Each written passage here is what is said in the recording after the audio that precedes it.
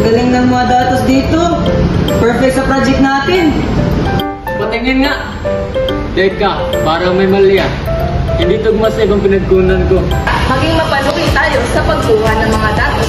Hindi sa lahat ng bagay ay totoo ang ating nakikita. Dagdagan ko pa kaya ng graphs dyan para mas maganda. Pwede rin, pero dapat mong siguraduhin na hindi magbabago ang mga datos ha. Okay. Hindi tama na manipunahin natin ang impormasyon.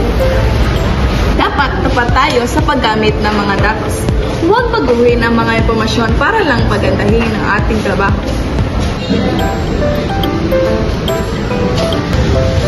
Magandang umaga. Magandang umaga. Tapos na kayo? Oo. Ito yung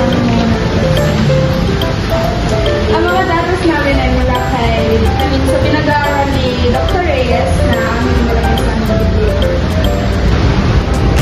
Dapat kilalanin natin ang pinanggalingan ng mga impormasyon. Huwag ang tingin ang gawa ng iba. Maging mapanuri, maging tapat, at maging responsable. Dahil sa katotohanan, tayo ay magiging matatalingang mananaliksik.